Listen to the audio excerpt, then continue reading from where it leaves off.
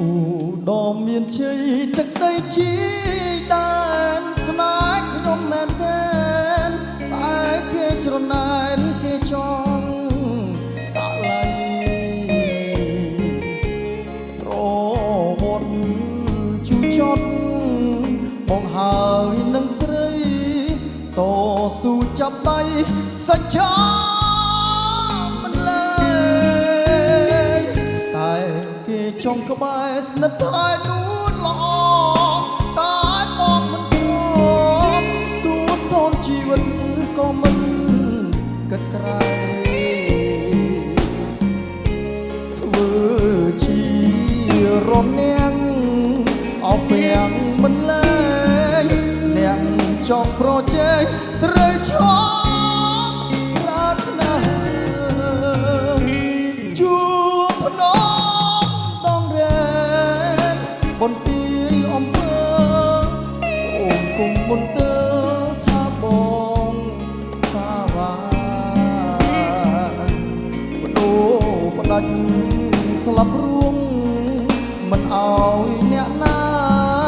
យកស្រងជីវ៉ាចេញពីទ្រូងម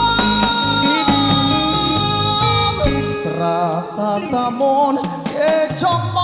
កផ្លៃទាំងដឹងថាថ្លៃតាមពិតរូបស្រីជាគូស្នេហ៍បងមេបានឹងតាក្របីជាសង្ស័យផងបងចិត្តគួចមកតាមមនស្នា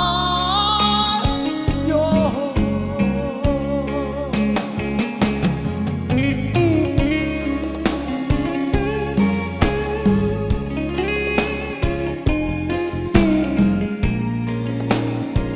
អបញ្ញាបងអបញ្ញាជួយដល់បងកងទ័ពទាំងអស់គ្នាបានលើកទឹកចិត្តបងទាំងអស់គ្នាមកដែរ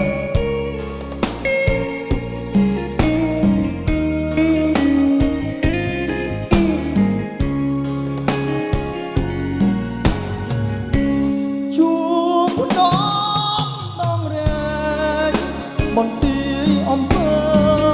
សូមគុំមុនទៅថាបងសាវាបដូផ្ដាច់ស្លាប់រួងមិនអោយអ្នកណាយកស្រងជីវ៉ាចេញពីទ្រូងមកប្រាសាទតាមនគេចង់បងផ្លៃទាំងដឹងថាថ្លៃតាមពិតរូបស្រីជាគូស្នេហ៍បងមេបានឹងតាក្របីជាសង្ស័យផងបងចិត្តគួចមកតាមមនស្នា